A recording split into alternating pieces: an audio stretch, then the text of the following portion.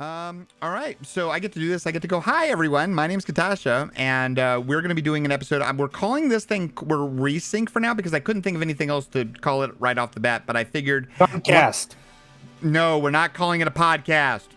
No, Skunkcast. Oh, Skunkcast. No, because it's not about me. If it was all skunks here all the time, then yes, maybe Skunkcast would be good. But the way I looked at it is that we're kind of a VTuber style group that has a bit of stuff. And if there's one thing I know about VTubing, it's that you constantly have to resync your model because your monitor gets out of whack. And so I figured, we'll just take this moment to resync and, talk about stuff. So for those of you who don't know, I think everybody knows everybody, but let's go ahead and take a moment to introduce the other people that are here because, you hear, so you know. Wait, I don't have my thing yet. But you do. You guys introduce yourselves, and that way we know now and where to go. So whoever wants to go first. Linvalla wants to go first. All right. Well, hello, everybody. My name is Linvalla Witherbloom. I am a Final Fantasy XIV VTuber, and I am real glad to be here.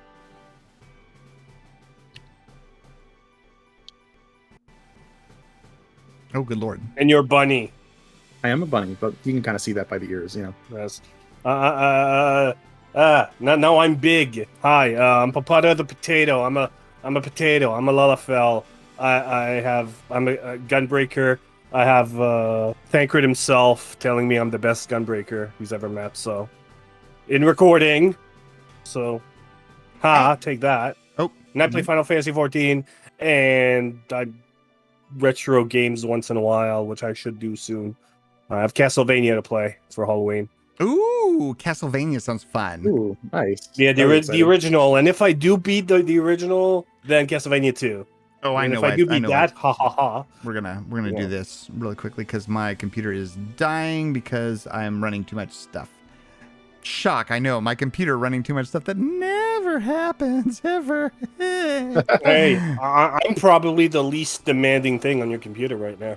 This is actually true. This is actually one of the first times that I have ever actually had to. I actually have OBS full screen now on my main monitor because that's the big thing that's going on right now. So there's that. All right. Well, I guess the whole thing I wanted to do is kind of talk about some of the stuff that's happened at that's kind of made the news at TwitchCon because we all talked about that there was going to be, regardless of what they did, TwitchCon would be something worthy discussing, and I think that things happened at TwitchCon that were very worth discussing. We had kind of planned this kind of thing more or less as an idea before TwitchCon because we knew something was going to happen at TwitchCon. It was inevitable that something was going to happen. Porn stars breaking their backs. The typical... I don't think anybody could have predicted that one. Handicapped people not being able to use the handicap entranceway because too many people are there. I don't know if you heard that news. Oh yeah, yep. And that is the thing to talk about. So first of all, I want to put the discussion to about the the actual announcements that came out of TwitchCon, like the actual things that Twitch said that this is what we're. Oh, good Lord, are we dead? No, we're not dead. No, usually the stream is going. No, it's trying to. My computer's trying to die, but yeah. Oh yeah. Can you? Yeah, you can just see a little bit. It does not like certain things. Maybe I should have left my hand tracking off. That might have been the better thing to do. Anyway, I turned my hand tracking off just in case. Yeah, probably. Yeah. So the first thing we want to talk about is, and I get to put this on here.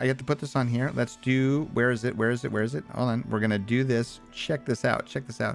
We're gonna talk about the. Is this gonna work? Let's see if this actually works. Hey, it works. We get a nice little panel that says what we're going to talk about here. So we're going to talk about the TwitchCon announcements first. The things that got announced at TwitchCon was, first of all, they talked about the donate option, or the new charity, the donate to charity option that has been added. It's kind of a little old news, but they did officially announce it at TwitchCon. Basically, the idea is that you can now run charity streams without needing to go through a third party like Tiltify or any other charity production. You can just go directly through the Twitch interface itself, and just the same way you buy subscriptions or do anything else, you can just donate money directly to charities. Twitch doesn't take any cut of that. It is just a modal for them to be able to, for them to facilitate donations on things. I didn't check that, but can you pick which charity from? Can you pick which charity you want, or do you have to pick from a list of charities? It is currently a list of charities that they have. They keep trying to expand it out, so it is as they get more. The big announcement that they had at TwitchCon about it was that it was initially only available in the U.S. for people who were donating in U.S. dollars. Their big announcement was that they have expanded to other countries, so now people in other currencies can now take advantage of that and donate as well to whatever charity they're doing. Yeah, but are there charities outside the U.S.? That's kind of the what I'm asking. Yes, yeah. There's definitely charities that they're doing that are outside the U.S. Just for the time being, they had not accepted anything other than U.S. dollars, but now they are. Yeah. So now you can. And they said they're expanding the list of charities to, I don't remember how many they said. They kind of started out with a test program and have now moved on to bigger things. That's a good thing. I think they definitely want to just verify the charities because, well, obviously, you don't want someone to just donate to like their shell company or something and say it's all for charity and the Linvalla. Yeah, I mean we definitely should all donate to the Linvalla Save the Bunnies Fund. I agree. And by Save the Bunnies, it is only this bunny, and because I need new things for my streaming setup. Bye, Tim. Thank you so much for being here. We'll see you next time. Enjoy. Wait, it's sleep time for you, is it? Yeah, it's nighttime for you. Enjoy your sleep. We'll see you tomorrow. Good night. Yeah, the Kitasha Emergency Fund does not qualify as a distinct charity. Although I bet there would be a charity for saving the buns. I bet that would be a thing. Oh, there definitely is a charity for saving the buns. You just gotta find it. But no, we're donating to the Linvalla Linvalla specifically. I pay myself a salary out of that, and let's just say that 98% of your donations go to the salary, and the other 2% go to the fees that need to go for running the charity. And the taxes. No, yeah, wait, it's a charity in the United States. It's 501c3. There's no taxes. No taxes. Or we don't have to pay the taxes anyway, no matter which one. Taxes are for plebes. And we are all virtual beings. We don't need taxes. Just take your money. I'm an actual Lalafell, so every time I go to the market board, I have to pay the taxes. Yeah, that's true. All right, let's see. What was the next thing? Ooh, and I get to put this on here too. Ooh, look at this. I get to do it. So the next big thing that was announced at TwitchCon was Guest Star, which would have actually been really cool if we could have gotten access to that in time for this, because it would have been perfect for it. Guest Star. I have no idea what that is. All right, so let's talk about that. So Guest Star is a program that is going to be is coming out for all Twitch people to use, all affiliates and partners. It is currently available for all partners and select affiliates. It is available to everybody sometime in November. Check your Discord DMs after stream. Will do. What Guest Star basically is it's exactly like it says it is. It is basically a dedicated kind of Discord style function that allows you to have guest stars on your channel. And it allows you to feed in everybody's video feed. It integrates into OBS. And it is also tied to your Twitch account. It gives people who are mods in your channel, you can have access to screen people. So it allows you for call-in shows, allows you for guest shows. So you can have one call after the other. All your mods can screen people beforehand before they let you on the stream. The really nice thing, though, is that, so like, for example, right now, since we are doing the old-fashioned stuff, everything that is done on this channel is my responsibility. So, if one of you happens to say a wordy dird, guess I get dinged for that. You mean a gamer word, not a wordy dird. Yes. Anything that is here on this channel, I am responsible for. And if anything here I have breaks the TOS, power, even if I don't do power it, to get you banned. yes. Popata, we have the power today. Yes, you have power today. But guest star, because it is tied to Twitch, you have to log into your Twitch account to use it. So therefore, Twitch identifies who you are in their system. And therefore, if you use guest star on my, like if I used guest star on my stream for the next time we do this, and then you say something that would normally, would be against Twitch's TOS, you get a tag for that, not me, even though it's on my channel, because you are using your Twitch login, you are then held responsible for anything that you do on guest star, regardless of what channel it is that you're on. That's smart.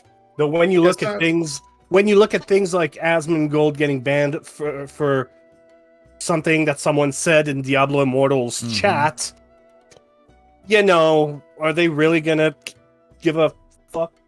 I'm pessimistic. Can't you see? No, I mean, my biggest concerns with this whole thing is like it's gonna be a browser source in your OBS, correct? That's how this whole I'm not certain how I don't know the technical side of things. I haven't seen like the innards of how it works. Just that they've said that it does work with OBS and that it generates a source for everything to do, but it is a standalone program, so I don't know if it's using browser sources or how you get the things in from one to the other. I don't know the technical side, because it seems like latency is going to be an issue regardless. I don't think there's going to be a way that they can beat just having people in a Discord call and and streaming things directly. Well, it's more or less what we're doing right now, just with another application. That's all it is, really. No, the thing for me that I did about this was that or the thing that I found out about it was that so there are other services that are like Discord but are more focused on that that are more focused on the quality and the latency of things. And I think that that's one of the things that they're specifically doing guest star for, is it's not meant to be used as a Discord replacement. Like it's not meant for you to just use for, just chatting or whatever it is, or, having a, raid group or anything. It is specifically geared to using for Twitch for on stream. So I would believe that they would be very cognizant on, both quality and delay. Like I think that would be the focus of something like that. But I won't know until we use it. But yeah, I'm guessing with an extension that like right on the stream you can click to call in or whatever. Like I know like some games you can like just literally like join the game by clicking an extension on the stream. They'd probably have something like that, right? It'll be interesting. Oh, go ahead. It'll be interesting to see how it works, how they try and integrate it, because I wonder how much control we're going to have over the way everything looks. Because if somebody, if it's just them streaming their own thing, I wonder if it's going to be like kind of how they present themselves is going to be entirely under their control, or if it's still going to have to be quite a bit of manual work on the side of the host to make everything kind of look presentable on the screen. Or I wonder if it'd be something kind of like squad streams, maybe. Yeah, that's what I was. That was something I was gonna bring up. Squad streams is kind of a thing already. Yeah, and like the squad stream would have been really great for like our collab that we just had. Like that would have been like, but the thing I don't like about squad streams, and the thing they haven't done yet, is just being able to get everybody in one chat where it's the you're watching the squad streams chat. Like we talked about this, that like, there are 7 of us there. Who knows how many of us were all streaming? We're splitting our audience up into, tons of different places. Nobody's interacting with each other. And the whole point of those kind of collabs is so that we, get to know each other. We introduce our communities to each other. And it's still fragmenting. And even in squad streams, even though you can watch everybody on one screen, you can watch everybody stream together, you're still... There's still the chat room separation. People in whatever chat you choose to be in, that's the channel you're in, or they still call it that. They haven't come up with the way that everybody can interact with everybody else, and I think that that's really the thing that needs to bring everybody together. Make a single chat room for the whole collab. Is kind of the idea you're bringing out right now. Yeah, I think the hard part with having a single chat room as well is then you have to really get weird about different moderators moderating the chat and like things that might be okay in one chat that aren't necessarily okay in a different chat.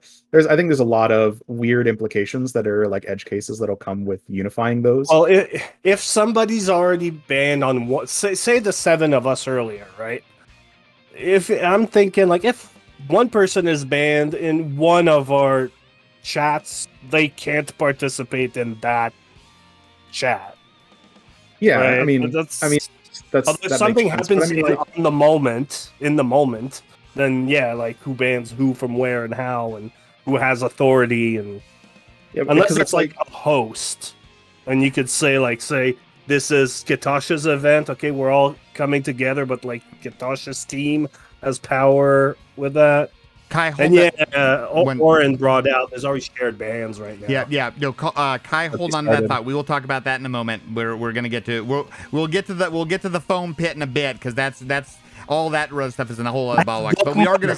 I do want to at least get over for the foam pit. Yeah, no, but I do want to at least try to get over like what was actually said from there. So it's good. Wait, squad chat would be great for collabs if they can work out those concerns. Yeah, I mean, like not to say that there are not technical issues, but as somebody said in one of the rooms that I was in, as the people that are the users of this stuff, it's not our job to come up with the solutions to the edge case or the problems that solutions like it's our job to actually just it's Twitch's job. Our job is to come up with this is what we need to do the things that we want to do. You figure out how to do it and how it's going to work into your ecosystem. But yeah, it's definitely Twitch's job to come up with those solutions, but it is partially our job as the end users to let Twitch know what the problems are going to be or the things that we're concerned about, because if they don't know what problems to solve, then they're not going to solve them. So the thing I was talking about before is like, yes, we have shared bans already with teams, but if you look at it, like for example, let's say in Kitasha's chat, people are allowed to be a lot more lewd or sussy or whatever, they're allowed to say weird things, and not weird. No, things, this is a whole thing. But then like, and Kitasha's stream is 18 plus, but like in my chat, I don't necessarily want people saying as many of those things. Or maybe there's some people that are uncomfortable by those kinds of things. It's like now if we just combine chat rooms, there's going to be a big, like, it's almost like a culture shock, realistically. Yeah, it could be, absolutely. And I wonder how that's going to go, and the streamers themselves might be totally okay with things going together, but it could be. I think that's an interesting thing to talk about. I wonder if a better solution would not necessarily be to have everyone in the same chat room, but maybe have like all 4 chats. Like say we're doing a squad stream of 4, like have all 4 chats accessible to everyone that's watching the squad stream.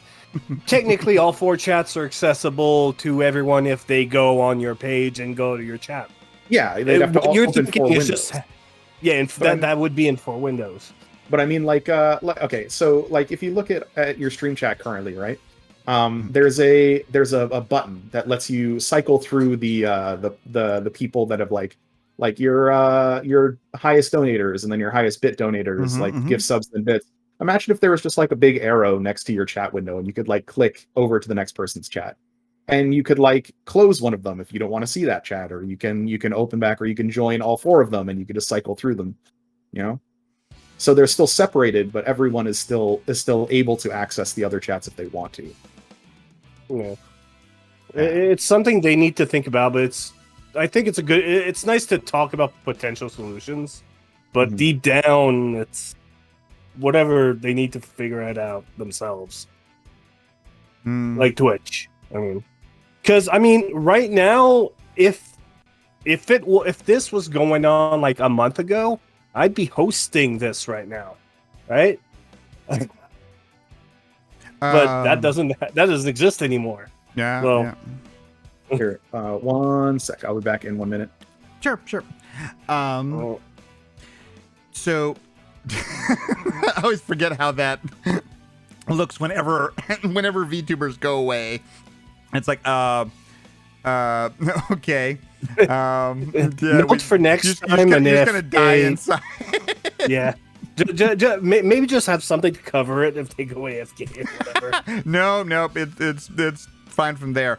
Okay. So one of the things that was actually, and that was kind of that was to me was kind of the biggest thing that came out of TwitchCon was basically it. That was basically all the announcements that happened at Twitch. That was all the things where they said, yeah, there wasn't that. They did. First of all, they didn't do the rev share announcement at Twitch. They announced that 2 weeks beforehand. Yeah. Yeah, but didn't they talk about like something? Kai, hold on to that. We'll get to that. We'll get to that. So yeah, but that was all they announced. That was the only thing. Now they announced the rev share stuff 2 weeks prior to TwitchCon, and that's also definitely something to talk about. Not because it affected a lot of people. It didn't. It honestly, it didn't. We've talked about that. It didn't. It only affected maybe. Hold on, I got to resync. Like the top 0.1%, something like that. Yeah, it is an absolutely minute thing. But the bigger note of it was that they were basically closing the door because that's what everybody was hoping for. They were like, and that was one of the things I talked about partner is that when people got partner, they like, I want a bigger rev share than the 50-50 split you give me as an affiliate. And they're the reason that they made the announcement was not necessarily to get those people out of their, that 1% of 1% to get them out of their, cash. It was to basically say, no, this is not a thing we will do for anybody anymore. So everybody was now going to be a 50-50 split. Yeah, like, but sometimes, but you get a bit English. Then I'm thinking, like, other than a literal check mark, what's the point of becoming, like a partner? I mean, Oren's going to be a partner. That's just because we want Oren to be partner. But what's the actual? What's like what do you gain from being a partner other than maybe a tighter contract, but more money? There is some extra stuff that you get. I mean, first of all, you get more emote slots, which is nice for everybody. Wow. You also get guaranteed access to transcoding, which is not something that affiliates get. Oh, okay. You get the ability to start a Twitch team, which is interesting. It's not the end of the world, but you also get access to new features like squad streams or anything new that they're trying out first before it's rolled out to all of the affiliates and free users. So realistically, you are treated more like you are still the end user, and just because you're not getting paid more doesn't mean there's not necessarily benefits to becoming a partner, especially now that they're reducing a lot of the barriers to doing things in other places. Yeah, but it's just like, because it's something I was thinking about, I think yesterday or something, while I was staring at my ceiling, not falling asleep. I was like, the whole point I was thinking of getting to partner was to get a better contract with Twitch and more money, maybe like deals or whatever. And I think if not everybody's equal. I do think you also get a partner rep, which is not to be underestimated. The fact that you have somebody at Twitch that you can kind of contact directly. Well, it's not like you get a personal contact. I think that's it's not personal. It's like a group of partners that get it, but still having that direct line. Like if we had a problem with Twitch, we'd have to put in a ticket through their normal system, which would be awful. Or make a stink on Twitter. Or make a stink on Twitter. Having a person whose job it is to help you with your issues, even if you're not the only person they focus on, is huge. Yeah, that's not to be understated at all. That's for sure. But I think that's actually one of the things, like I've talked about, that's why one of the reasons why I'm kind of pushing for partners, just because I want to be able to tell people. I want to be able to tell people, yeah, partners, because they couldn't answer me that at Twitter, and that was the thing. That was really the thing that kind of got to me, was that nobody could answer me when I asked them, well, what's the point of partner now? And all they would say was that we are working diligently to make it so. I think what was the thing they said? We are working diligently to make sure that everybody can make money on Twitch. We want it so that everybody can do it, and there's no things that come between that. They're very focused right now. From my perspective, what they were saying is that they're very focused on everybody being equal. And when you get that What- said to your question of, well, why should I be a partner? And their part thing is, well, everybody should be equal. It's like, so you're literally telling me not to be partner because we're all just going to be affiliates in the end anyway. I mean, Yeah, maybe like, maybe I they're kind also of like some things that I've seen them working on. For you're saying like everybody can get paid or whatever. I saw it was maybe a month or so ago that they're kind of trying to push it so the minimum payout's like $50. Yep, they did do that. They did change For that. not yet in Canada, but Yeah. at least like in some countries or whatever, Oh. and they're really aiming for that. No, I mean, that, hell, I might see another payout. You know, I've only seen one payout. Thank you for reminding me. That was actually the last announcement that they made at TwitchCon and I don't remember if they said Canada for certain. I know that they said that the $50 payout was coming to the US, and I would be surprised if Canada wasn't included in that. Yeah, well, there's probably more red tape or whatever. And one thing else I want to see here. So Medao says, according to Ponto, he couldn't get any support for getting the Ponto name from an inactive user until he had partner, and then immediately got someone saying, yeah, we can do that. Yeah, I mean, that's happened. I mean, hello, Snuffy. Snuffy got the same thing. Snuffy had to use Snuffy Lulu for the longest time until yeah, and same thing for my name. Like I wanted Kitasha, but some inactive user snapped it up a couple years ago. So yeah, Yep. I'd love to be able to nab my actual name from there. Oh, it is in Canada now? Okay. Maya and Pisty are both saying that $50 payout is now active for Canada. So yeah. I'll have to look it up.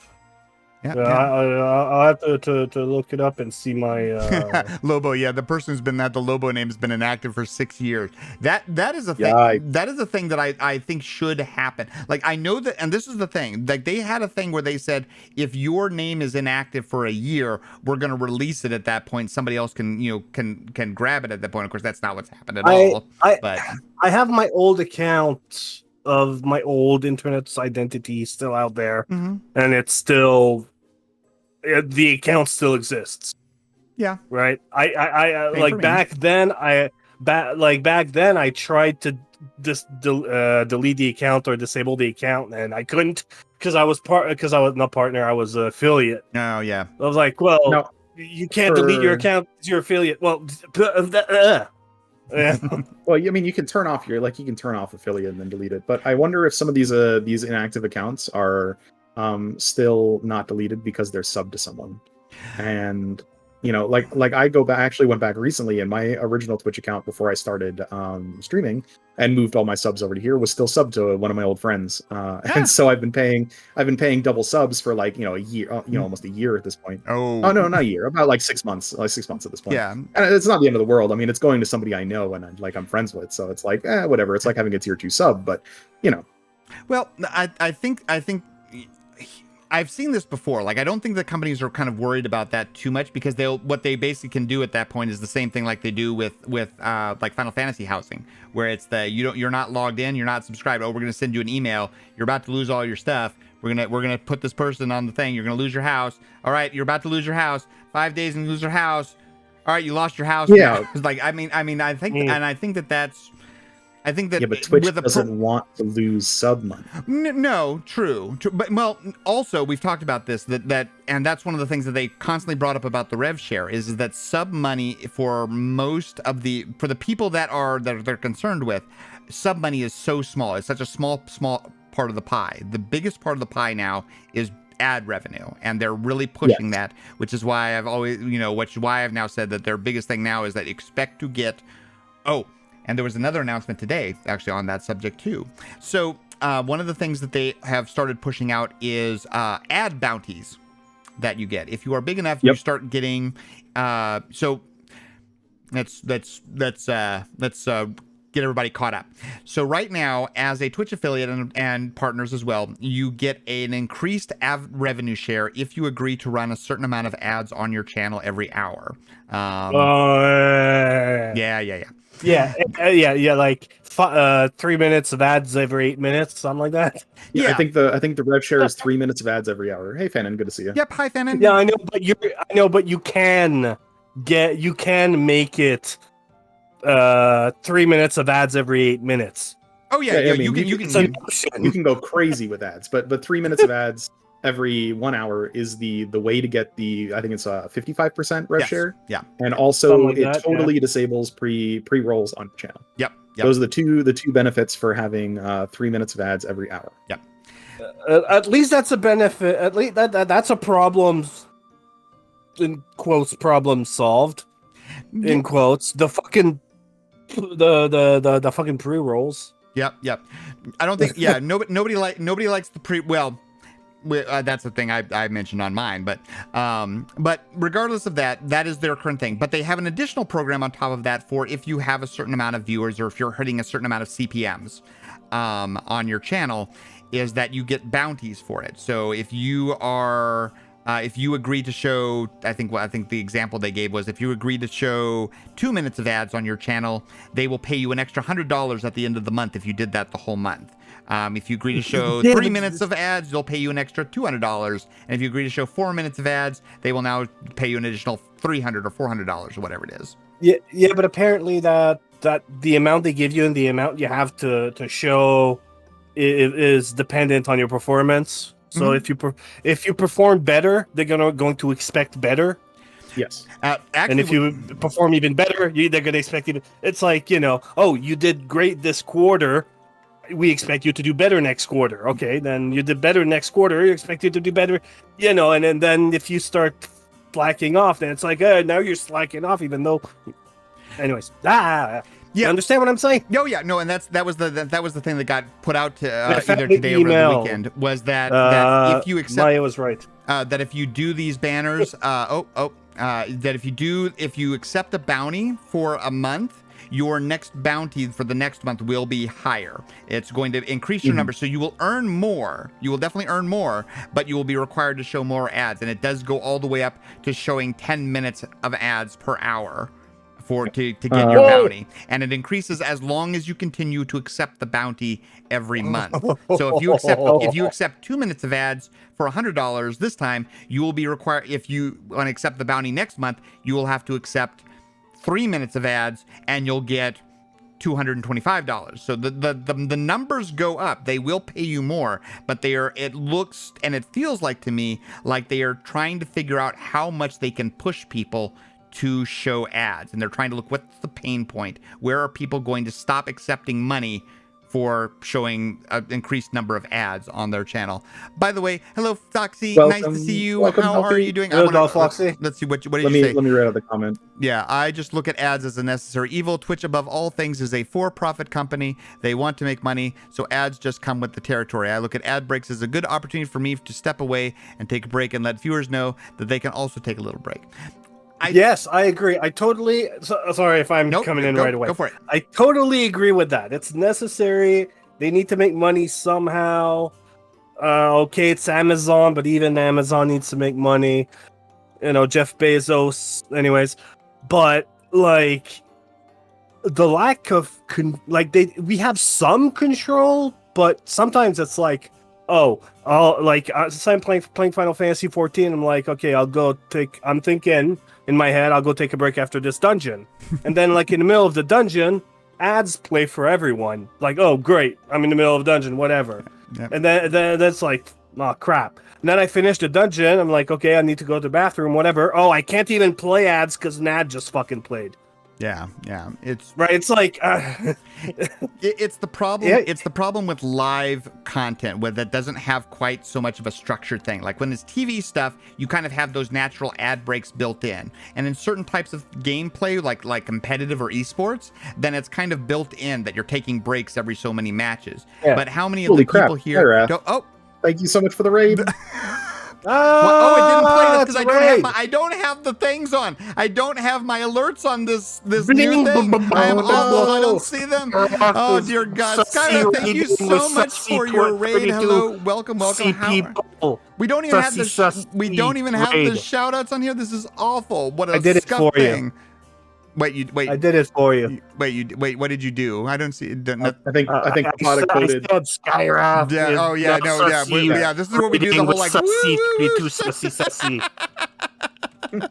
Bringing everybody. comfy vibes. I love it. I love it. This is not the place for comfy vibes, but hello, everybody. Welcome. My name is Kitasha. I am a cyberpunk skunk VTuber. I mostly play Final Fantasy XIV, but sometimes we play cyberpunk games. And once a month now, we are doing a talk show where we talk about Twitch and we talk It's not about a podcast, VTubing and we talk apparently. about all the things. Or And I other have things, you know. yeah, and I have our wonderful guests here with her, Linvalla and Popata, that were both part of our wonderful things. If you have not followed Skywrath is a wonderful VTuber. I happened to find them on Twitter and then found them on Twitch, and they are wonderful. They have a lovely accent. They have a wonderful model, and they do play comfy, cozy stuff, and it always feels good in their stream. So yeah, make sure that you have you hit that little follow button and make sure that you're in their channel because they're good stuff.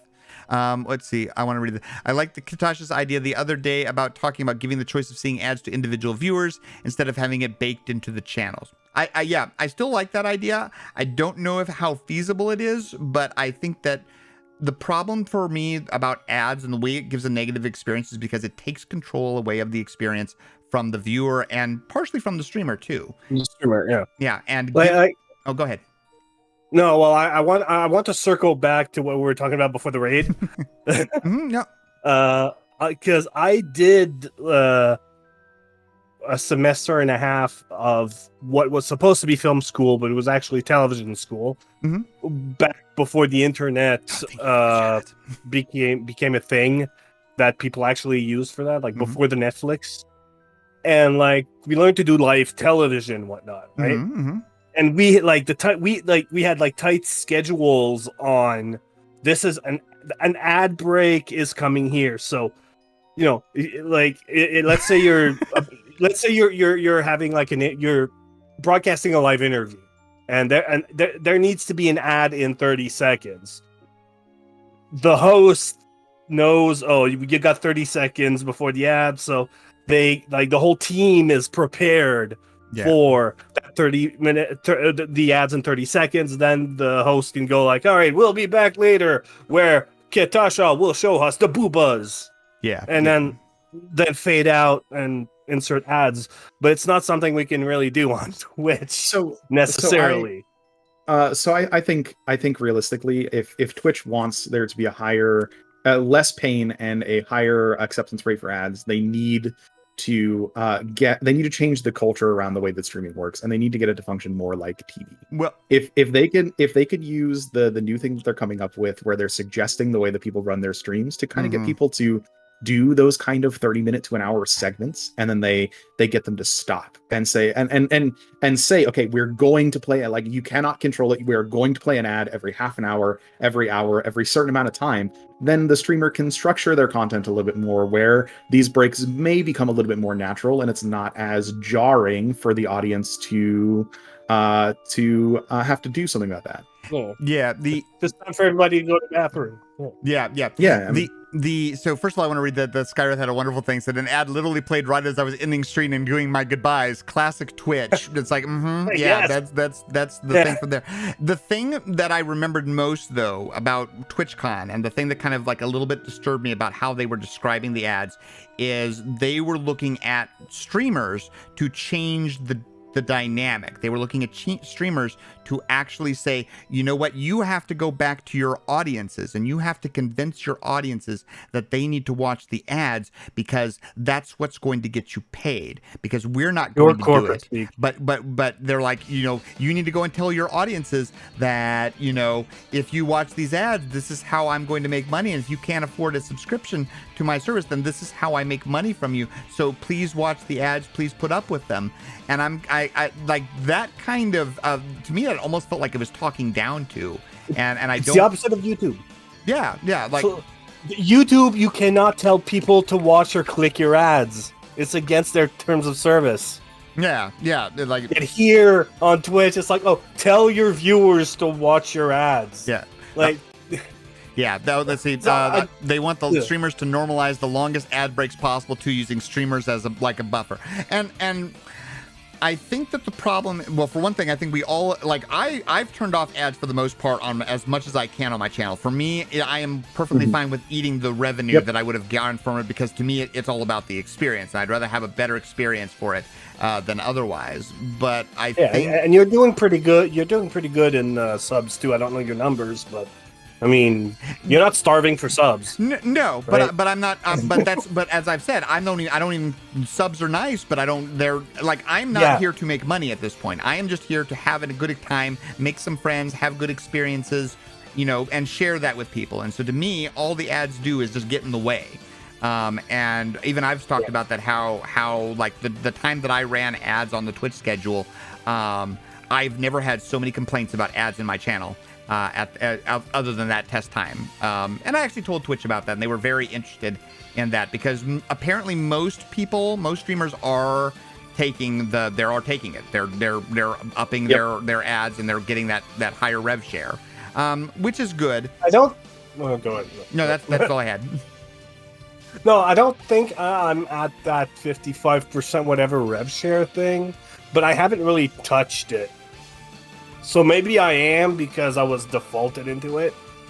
But all I know is that, like, the numbers I'm seeing with my ad revenue is higher than what I hear other people have. So maybe I have it, but it's like, although one time I remember somebody was like, somebody was telling me in my chat, I got 9 ads, like, holy shit, and I went to check. And yeah, something like crazy like that was happening. Well, something interesting with ads as well is that depending on the size of your channel, it's also negatively correlated with the amount of subs that you have. So I mean, say you're someone like Kitasha or Delphoxy that gets like donated a lot of subs, and a majority of the people that watch them are subbed. They're going to get almost no ad revenue. No ads. Okay, that's because the people that are subscribed to them don't watch the ads. Well, so that would explain why. If you don't get a lot of new people in, or you have a lot of people that are subbed, you might get no ad revenue, while someone that doesn't gets a lot more. That makes sense. That makes sense. Yeah, that would explain my what I've noticed. Yeah, there's one other thing that I thought was interesting, and it's a trick that you have to deal with live streaming, especially when we have subs that get rid of ads. So the option that we have as streamers is either A, we just keep playing like we normally are, and anybody that doesn't have a subscription misses out on whatever that content is that happens during that time, or we wait. We sit here and wait for the people that are watching ads to be able to come back to that, which at that point, you're having crap for your subscribers, because now they've paid to watch you ad free, and they have a minute. Like, even the thing we've talked about, like, we use ad breaks as an excuse to take a break. But if you don't take a break, then all of a sudden all your subscription is paying for from the ad side is just that now you get to see my Be Right Back screen, and you get to watch my clips while I'm AFK for the people that are watching ads. Like, I didn't even think about that. Fanon is saying that I feel out of the loop, and I know this stuff is cool to be hearing this. How can you tell when ads are playing when they're about to play? I think you have to have turned on the controlled ad thing. So by default, at least when I started, by default, it does not. You do not control your ads. People just get pre-rolls, and you can play ads until you want to turn them off. But you can set an ad schedule, and if you set an ad schedule, it will remind you when an ad is going to play. But something. How do you get reminded? I never get reminded. Yeah, on my reminder? On your Twitch dashboard. So since I have my channel OBS dashboard open, not my Twitch dashboard. See, on my that's what it is. screen. I use my Twitch dashboard to look at chat, and so since I have that open, it would remind me. They should have an option for it to make a sound like, "Yo, ad coming in 2 minutes." So or whatever. This is actually something that I was going to bring up. What Kitasha is doing right now. Mm-hmm. So, one thing that we haven't really thought about or talked about, if we do decide to kind of change the culture around the way that we structure our content. It's not a podcast. Sorry, it's not a podcast. Just a talk show. It is a podcast. I'm sorry, it is a podcast. Despal, thank you so much for the compliment. We all appreciate that.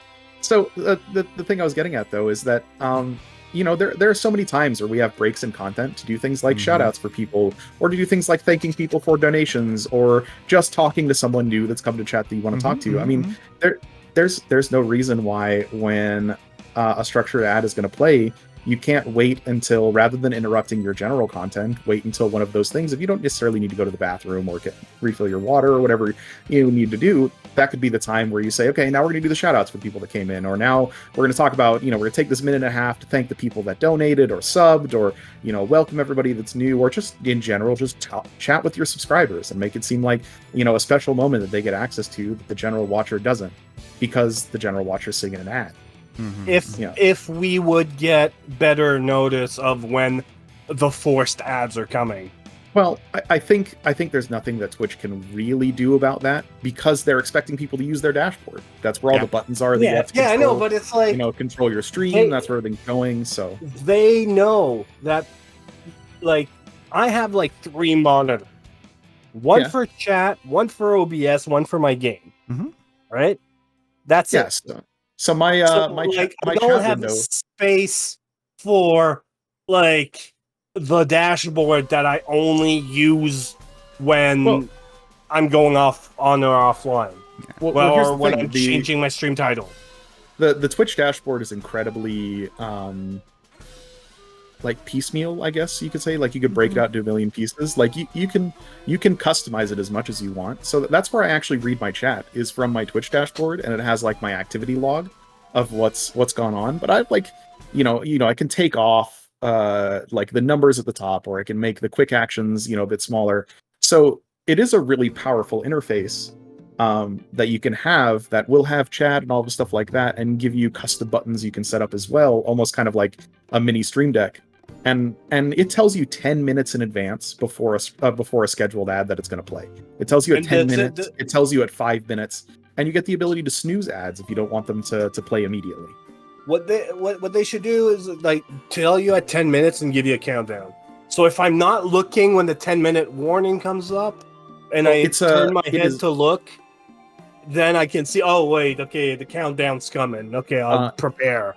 It is a warning that sits up there for, I would say, a good 2 minutes, saying that in 10 minutes, 9 minutes, 8 minutes, an ad is going to play, I believe, if I remember correctly. I haven't seen it in a while, but I know that it's there enough that I was able to notice and look at it and decide whether I wanted to snooze or not. All right. I'll have to reorganize my work. Hey, that is always what you have to do when it comes to these things. It's always about how you're going to make things work from here. All right, so we've kind of talked about the rev share stuff a little bit and done from those things. Now let's talk about the stuff that happened at TwitchCon that was not announced. And by that, I mean we're going to talk about all the horrible things that happened at TwitchCon, because Twitch is a horrible company and can't do safety or inclusion to save their life, apparently, even though they're going to... I just noticed I don't have a background. You didn't give me a background. Or I didn't have a background. I thought you were just gonna use the same one that you'd use for Popata. I don't mind. No, Popata gave me his background. It's like, that's what I want. I see. And I was like, if you want to I mean, I can give you. But hold on, let me give you a background. It'll be amazing. Sure. Hold on. Yeah.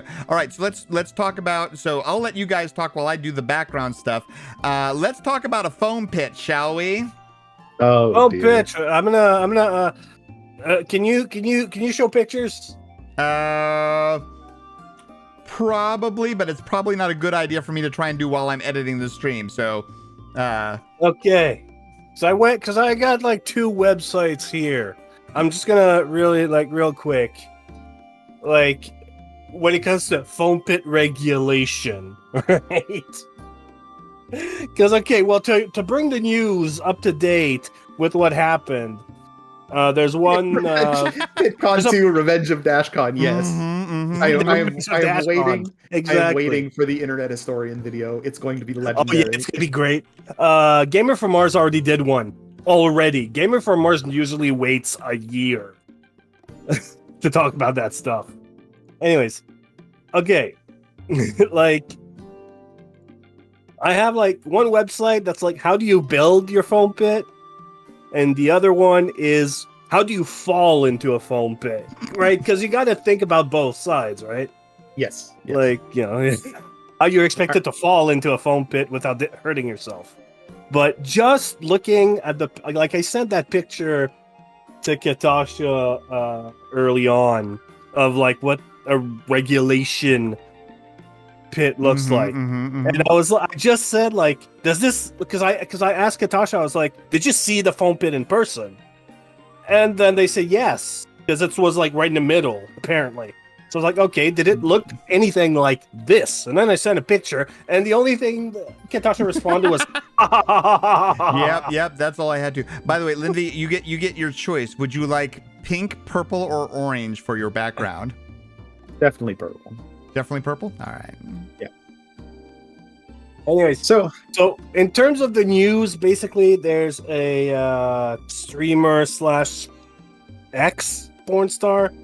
If you look her up, turn Save Search on. Forgot her name, but if you look her up, turn Save Search on. I think it's in that. Whoa! Yeah, just Oh wait. gosh, that's big. I think her name is in that link that Kai sent. I think her name is Adriana Chechik. Yep. That is her Yeah. name. Adriana Ketchik is her name. Turn Save Search on. I think the best Twitter comment I saw was that Adriana Chechik got her back blown out at TwitchCon. Yeah. But And I think she had to have like Surgery. metal bar surgery Yep. to put a metal bar in her Yep. spine. Like, Yeah, she broke her back in 2 places. It was actually yes. really, really terrifying. I saw the video. It's kind of terrifying. yeah. and the way she jumped is like I think that's jumping, the- lifting the legs and falling on their ass. Yep. I think that's a big part of Literally. it. So the thing That I did. is a hypnotic background, by the way. You're welcome. Yes, you are all going to be under my spell by the end of this. That is the goal. This is not actually Listen- what I'm. Let's see. Listen to my voice. Yes. Are you paying attention to? Let's see. Can we do- Like, follow, subscribe. Actually, let's see. Let me do. Yeah. Well, you didn't ask for anything in specific, so I had to. Oh, let's do this. We'll do there. Oh, I love there like we the go. transparency. It makes it even more hypnotic. Yes. Yep. Now there we go. There I we should go. turn on my hand tracking so I can like move my hands. In front of it. Ooh, yeah. Now, okay. And now, of course, let's see if the thing is smart enough. It is smart enough. Look at that smartness. It just goes with it. All right, cool. The interesting thing the thing to know about the pit is that the pit itself that she dove into had the foam was approximately 2.5 to 3 feet high at its highest point. Below the cubes of foam that were there were what are they called? Sporadically placed floor mats. So like gym tumbles and like the floor mat that they have there. But they were sporadically placed. If you happen to find a spot where those pads had not been placed, it was concrete, just straight concrete. There was no rug, no anything. It was just the concrete floor of the convention center.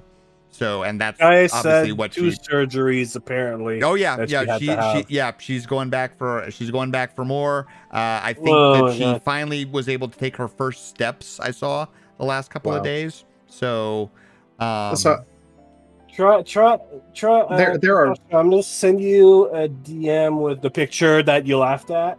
I don't know if you can put it on stream. Yeah, because I think this you is got us the regs for it is what you got. So I think what's going on with this pit. Basically, realistically, there are a lot of people that fell in the pit and they didn't get hurt. There are a lot of people that got hurt. Some people broke their knees. Like she's not the only one. Mm-hmm.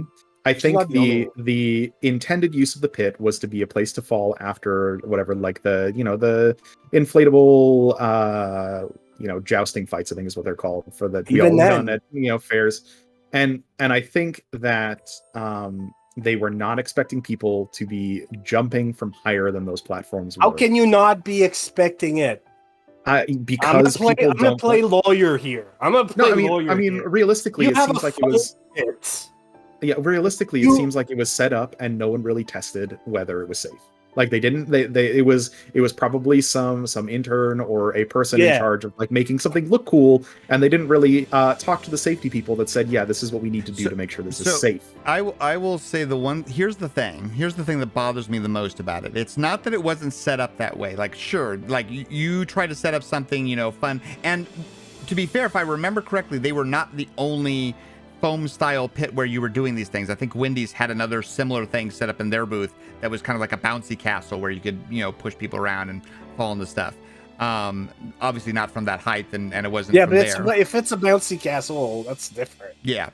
But here's the thing that bothers me the most about the Lenovo booth is that.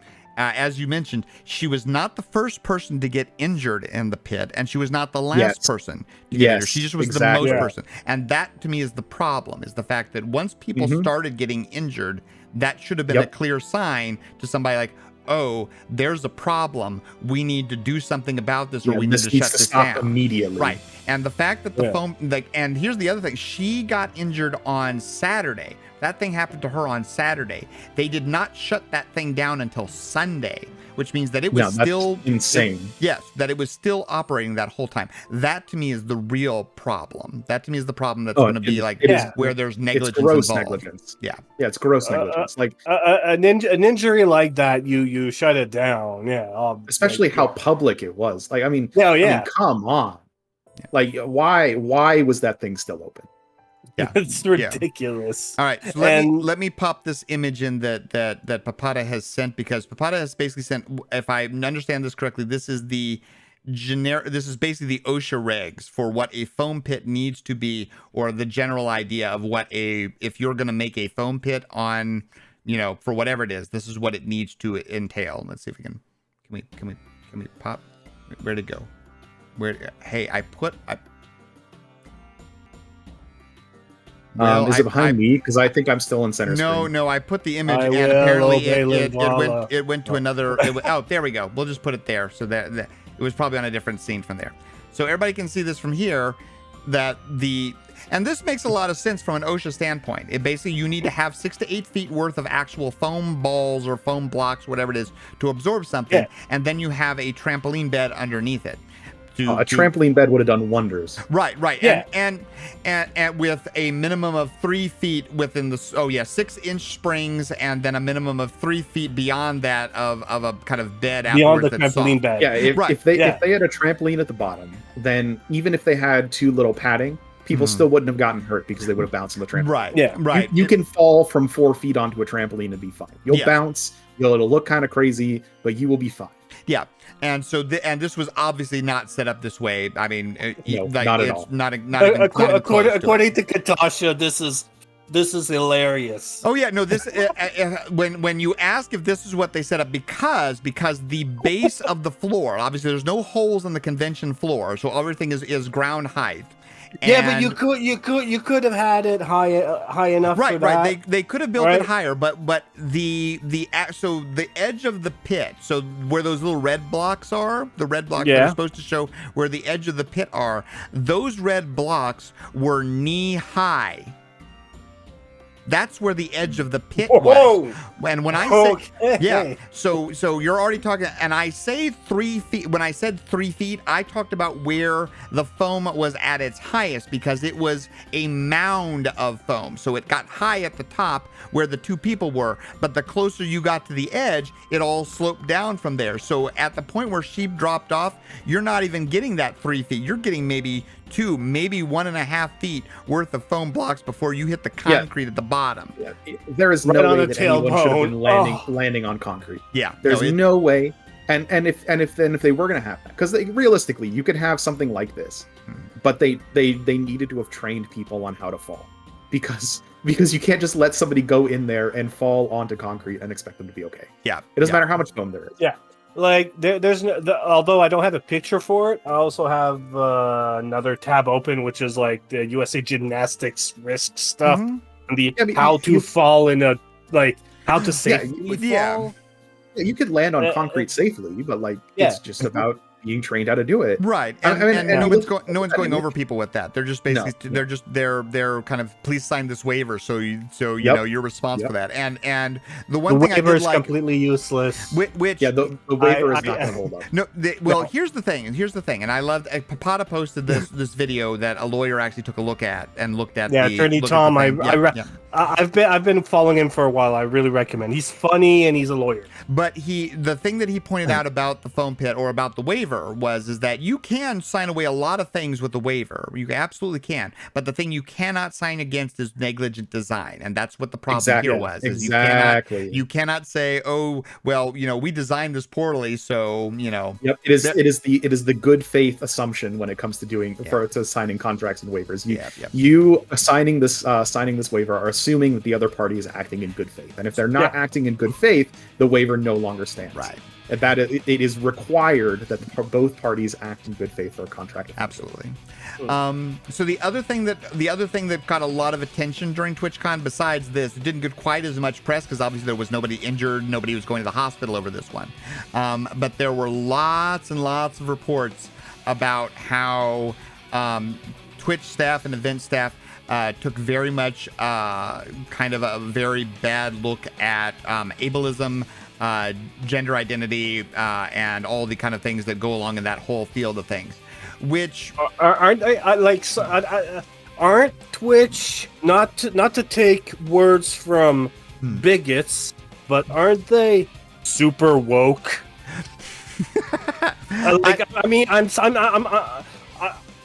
I'm a PNG tuber. You can't see me do the quotes. Yeah. But I'm doing the quotes. Yeah.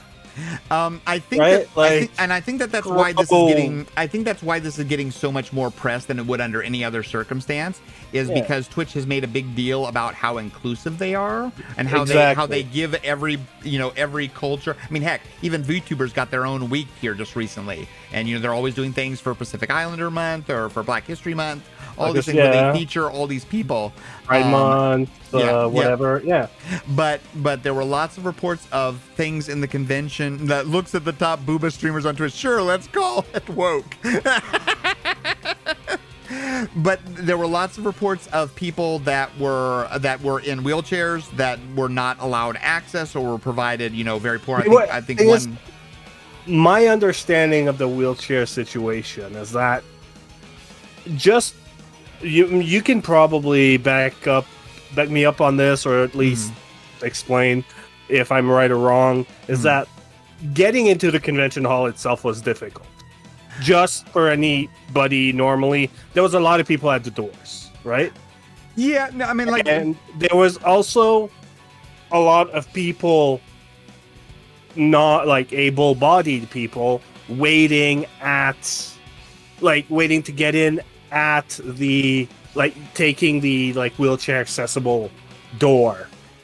So the people who were really in wheelchairs couldn't use the wheelchair accessible areas because people were just in the way. That's my understanding of it. Sort of. So there definitely were lots of people. I don't agree with the whole thing that the convention center is not accessible, because it obviously is. We have lots of conventions there every year. Hello, Comic-Con is huge. And they have perfectly fine dealings with people with disabilities and with able-bodiedness. So there wasn't a lot of issue with getting into the convention, because there's enough ramps that's there. The line that was there was all on a flat plane. There was plenty of stuff there for people and there were seats for people to take breaks on. So actually getting into the convention was not. But the problem was that actually, the biggest example, and I this has not gotten enough of a mention about it, was the problem with the Dream team that was there. Oh, I didn't look that much into it, but I heard room too small, something like that. Oh, so for those of you who don't know, because I didn't know and I got kind of blindsided by this, there is a streamer on YouTube, mostly on YouTube, named Dream. He's a very popular Minecraft streamer. Makes lots of videos, and had just recently, prior to TwitchCon, had done his face reveal, because he hadn't revealed his face in 10 years, and gave his face reveal, and then said, oh, and by the way, I'm going to be at TwitchCon with my friends having a panel and doing an event that was there. And, Miss Phoebe, thank you so much for the raid. Hello, my alerts are not working because we're on this crazy thing that I made for this event, but hello, thank you so much for the raid. How are you doing today? We can't even do the regular shout outs because this whole thing is so scuffed, but it's fine. We're doing it, and we're gonna have it from there. Let me boop-a-doop. He's the ninja of Fortnite, but of Minecraft. Basically, look at all this. Look at all. He's like Mr. He's Mr. Beast levels of popularity. Yes, he's a very popular. So if you're gonna have a convention, well, if you're Yeah, gonna have a hall, like a room Mhm. in a convention hall for someone imagine the size of Mr. Beast. Yeah. You're gonna want a lot of space. Yeah, Because there's gonna be a lot of people So- there. So here's and here. I think Oh, go ahead. I think he's equally popular with people that dislike him as well. Huh? He's Oh, yeah, actually because yeah. he's a Minecraft speedrunner, and he was Okay. actually implicated. He was implicated fairly recently in a fairly extensive cheating scandal. Oh, So Yeah. there's been a lot of hate that has been going his way too. And he has apologized, and I'm not going to comment on the quality or whatever of somebody's apology or whether they need it or not, because I don't know people. I don't know what they actually think. But I think That's when I that was originally going to heard be of a him. big event regardless. so let me tell the whole rest of the story so we get all kind of on the good foot before we go there. Me and the boys at 2 a.m. looking for beans. So Dream basically announced his did his face reveal and then said, oh, by the way, I'm gonna be at TwitchCon doing this panel and things. And they booked him into a regular old entry room, basically that had a maximum capacity of I think 400 people. Which is laughable for that guy's size. So, but the problem that ended up happening is that there was no control over outside of his room, to the point where, and this was the part that was really scary for me, they had a medical emergency in one room, and they could not get the paramedics in because there were so many people in the hallway trying to get into this one room that was all packed up and just waiting for it. Like they're like screaming around going, make a hole, we got to get the paramedics in. And there's these gaggle of people going, we love you, Dream! Like an hour and a half before his panel's there. He's not even there. They are literally shouting at an empty room and blocking. Oh yeah, it was absolutely a fire hazard. It was absolutely a fire hazard. And half of that stuff was basically, causing people to basically, like, if anybody was disabled or otherwise, you couldn't get through. You couldn't get to places. There were people that talked about how panels were in places that did not have convenient escalators or elevators for people that were disabled to get through. The most egregious one was somebody who basically got told that the only way that they were going to be able to get where they needed to go was to go outside and re-go around the convention center and go back because the staff wouldn't let them go through the actual rest of the convention center, and literally chucked them out the back door of the convention center and had to have them wheel their whole way around to the front to get back in. Wow. Like that's what I'm talking about. Just that level of no sensitivity and no planning whatsoever for this stuff. And that's the same convention center as San Diego Comic-Con. yeah, right? yeah, no, it's not like this stuff can't be done, because Comic-Con is a huge convention. They do tons of stuff for disabled people to make sure they go through it. Yeah, So and here's the thing. San Diego's the biggest. Oh, Anyways, yeah. go on. I don't think it was a problem of sensitivity. I think it was a problem of attention to detail. Logistics. I remember an anecdote that I had been told a long time ago about, and I don't remember the band that would do this, but they would ask for. They had a very technical show that required a lot of instructions to be followed exactly.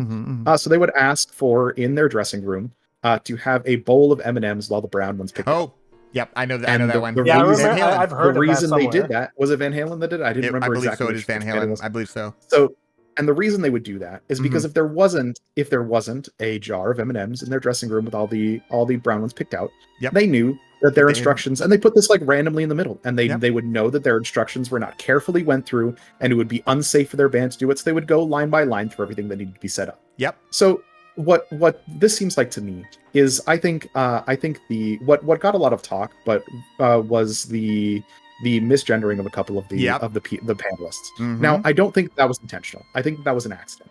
I think that Twitch legitimately made a mistake, but that goes to show that something as small as that being wrong means that there is not enough attention being paid to the larger details.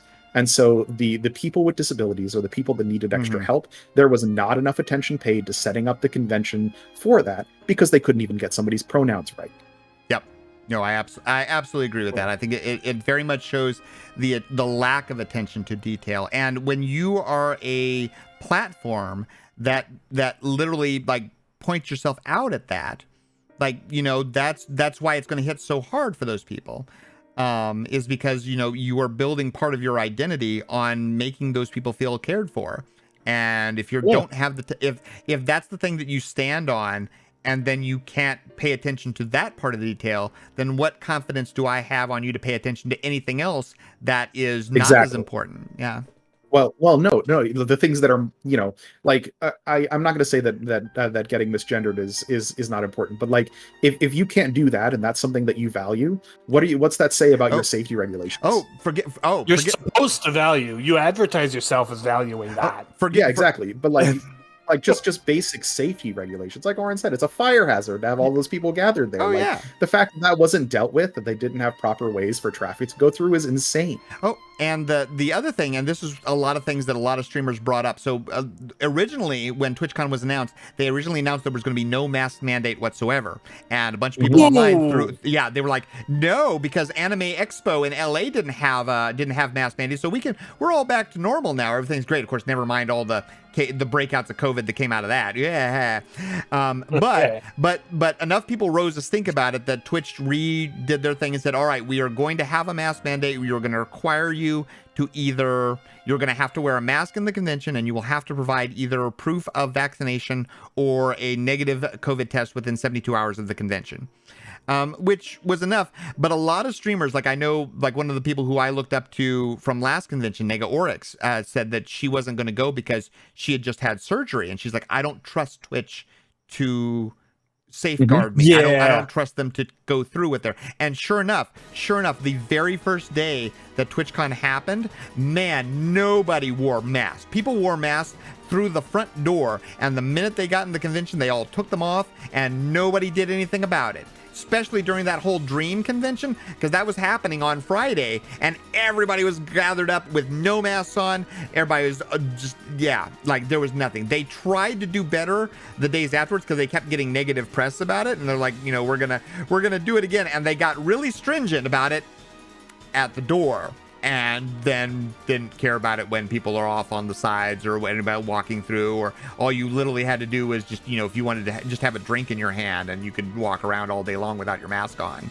So and it's things like that just, again, you know, not everybody, I think the best thing I heard, or the best way I just heard it described, was that if you were a white male that had no problems whatsoever, TwitchCon was great for you. If you were anything else, you had problems.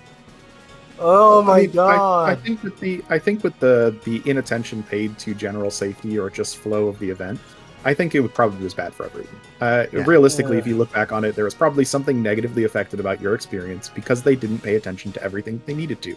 Yeah. And it's one thing if they decided not to have a mask mandate, whether you want them to have a mask mandate or not. If they didn't have one and they, you know, then that's one thing. But if they're going to have one, whether you think people should be wearing masks or not, it's their rules. They need to enforce their rules. And if they're not going to enforce their rules with that, then they're not going to enforce their rules with anything else. And that's really telling. Yeah. So, how many TwitchCons has there been? Since the first TwitchCon, I believe somebody said there have been 6 or 7, but that's also... You'd expect after 6 or 7 events, you'd kind of know what you're doing. Well, I remember they talked about that in one meeting. Like, apparently the first one was in San Francisco, and it was very like, we're all gonna just gather up together and, you know, meet at a, you know, that's kind of con start. That's how it started from there. Their big conventions haven't been until the 2 ones that they had in 2019, and then this one. So they've only been doing big conventions for the last 2 times, and I went to the one in 2019. It was worse. And not from the injury side of points, but my goodness, they did not know how to run. Right? They didn't know. Like, here's the thing. They didn't have a line to get in the first time. The first TwitchCon in San Diego, there was no entryway. There was no paths on telling you even how to get into the convention. They just had doors open and people there, and you had to go into the door and say, is this where I need to go? And they tell you no, and then you had to go and get into another line with other people, and you had to hope that the line you got into was the line you needed to go into, because half the people were just getting turned around, because it wasn't like, just that level of stuff was already wrong with the 2019 TwitchCon.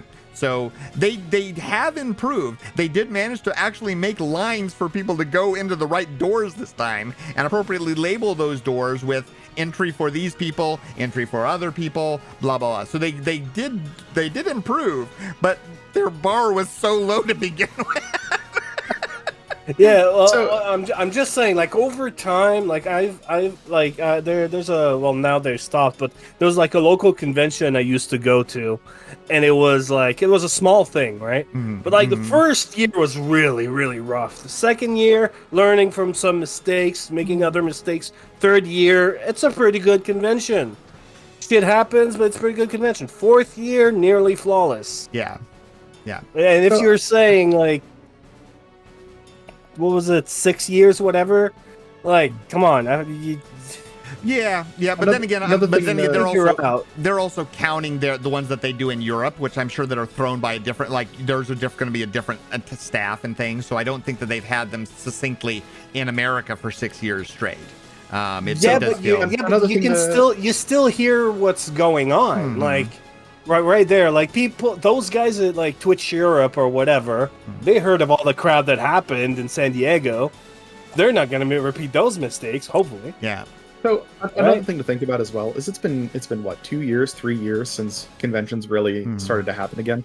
There could be a lot of people that have joined the convention industry that have not actually run a con before. That this could be their first con that they've ever run. Because it's been so long. Twitch. We're talking Amazon money. Yes, they should hire people who know what the fuck they're doing. But here's the thing: if they don't have the money, that's why they need the 50-50. No. It's not even about the money. Like, there's always new people that filter into industries, and who knows? But true. But remember, San Diego is so. I do know that most of the time unions are going to have that where you are mostly hiring local people to do things when you're running conventions like this. San Diego is a convention town. There's a reason why we are constantly pumping in billions of dollars into that building, because it brings in so much revenue into the city. So the staff here is very hypersensitive. I mean, like literally, I think that they talked about when COVID hit and when they had to shut down Comic-Con, how much of a local hit it was to the economy by like actual percentage. Like it actually was a percentage of our city's budget that got lost, and the local economy that got lost, because that is such a huge thing. So no, there's tons of people here, and there is a huge incentive to do conventions and to do them well. So I don't think that it would be because of the local staff not being there. I think it mostly has to do with, directions from Twitch. And it's the fact that, that they are not putting that forethought into those things to get people properly. Because, you can have the properly trained people, but if they don't know what they're doing for your specific convention on those matters, then they're not going to know any better, regardless of how well they're trained. And that's the biggest thing. Because like I said, Comic-Con has happened all these times, and they know how to handle these things. It's not like the local staff here isn't trained on it. Yeah, but I mean, the local, no matter if it's like the local staff, if it's the local staff, there are people that are doing that probably, if not for a living, as a pretty big secondary job. Yeah. And they've probably been doing it at least for more than one convention. Yeah. So there's things like tickets at the door. Well, they were technically they were sold out before it happened. So that's I know, but it's like wheelchair accessibility. Yeah, this is not like Twitch dependent. This is just like convention industry kind of ideas, like standards, like. So I want to pose this question to you guys, because I went to TwitchCon, so I kind of have this view of things that kind of comes from being able to talk with people and have them there, but you two didn't. So I kind of want to get that thing, and I want to first also point out what Fannin said there. It's like, I don't understand how they can mess up stuff like this. It's not like no one has ever done a convention for, and there's no way to look into how to do these things like this way ahead of time. I have a funny ticker, so those two things are what, like if you have.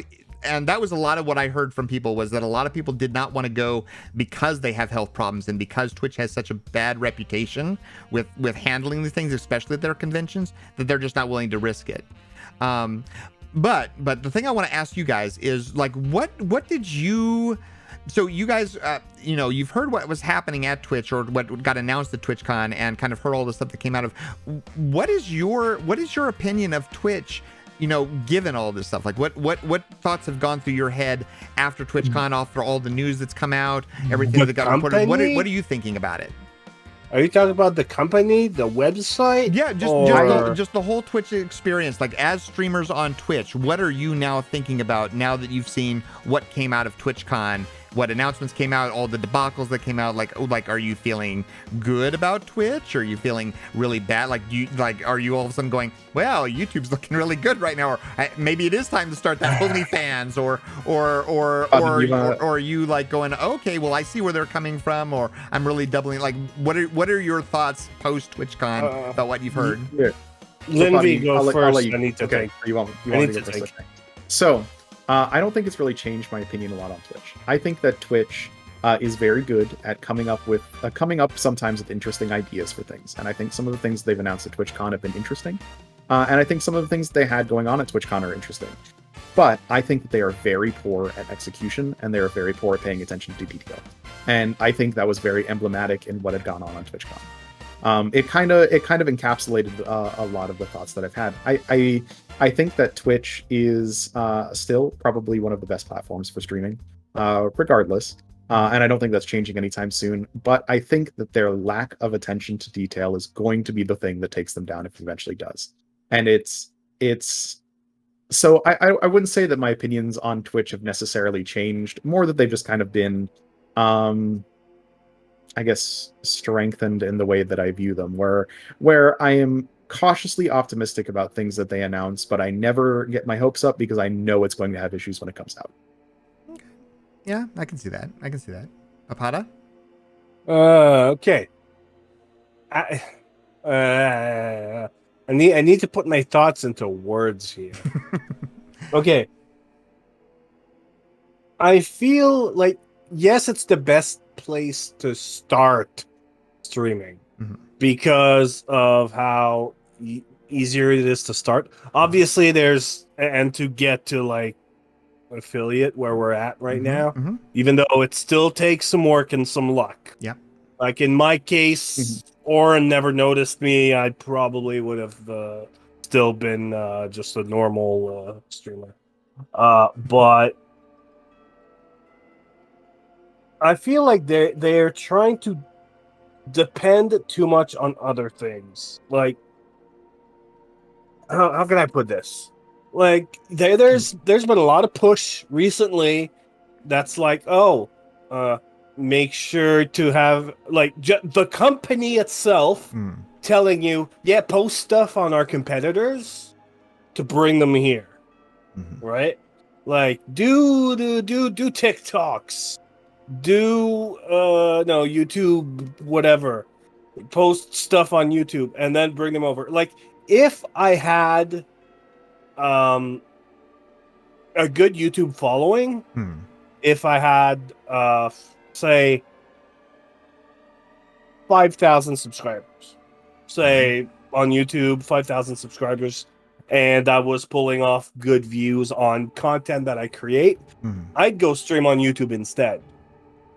Okay. Because YouTube, it's like my people are already there, right?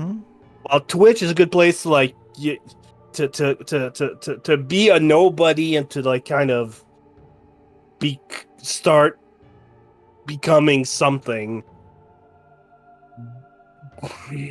It's difficult. Like, I wouldn't switch to YouTube unless I started making YouTube content and I exploded on YouTube. And then I was like, wow, I have more subs on YouTube than I have followers on Twitch. Let me stream on YouTube for like a day or two, see what happens. And hey, if it works better, it works better. But like Twitch as a company, it's like they have like something. This is something I was thinking about. I don't know if I mentioned it while in any of our chats before. Twitch, like they're saying, go do the go do the TikTok thing, right? All right. Post your get your clips, put them on TikTok. Yep. Great. Actually, interrupt that one because I had seen something just before, and I want to make sure. Oh, let's see here.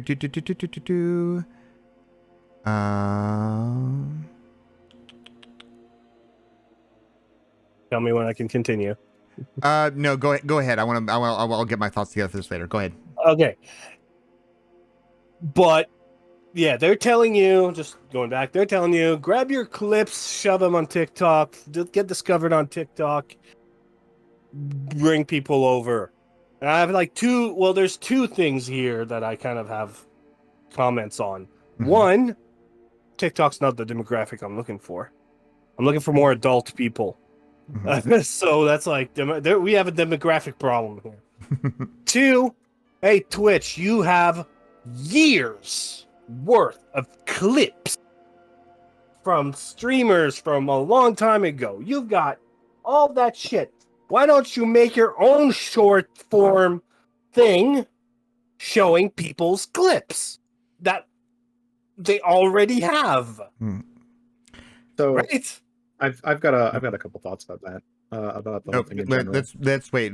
Pata, finish all your thoughts first, and then we'll comment. Okay, afterwards. yeah. So that's something like that's a thought that occurred to me at some point. It's like they could have their quick swipey zoomer app for Twitch that just goes through clips with their like millions of clips that people already have on the platform. And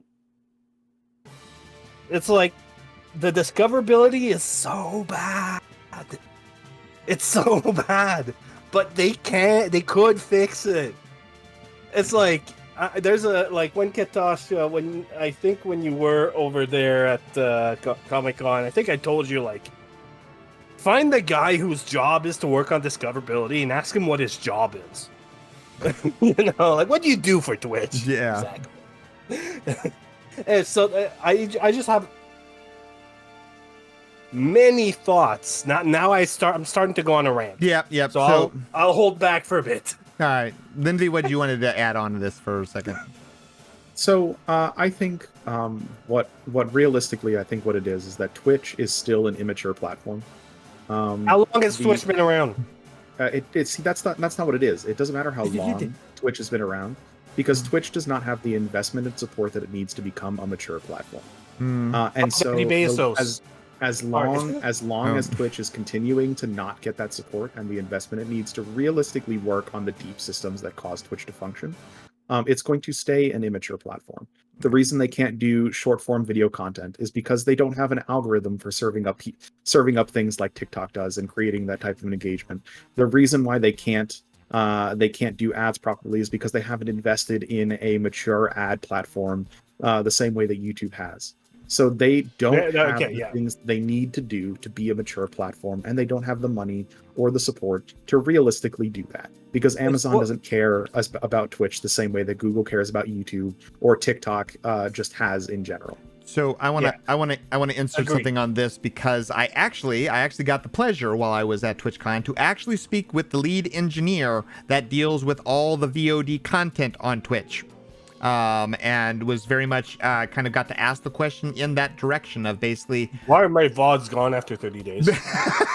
No, not quite that. Not quite that. But I did get to ask. I'm like, I said I put the point of like, I want my content to be on Twitch. I don't want to have to go to TikTok and YouTube and Twitter and everything else. I want to be able to say my content is here on Twitch. If you want to find me, come here on Twitch. And I want to be able to serve that content and serve it well on Twitch. And the response was, I shit you not, that's not how people use us. That's not what people want from us. We are a live streaming platform. That is what our strength is. So that is where all our development is focused.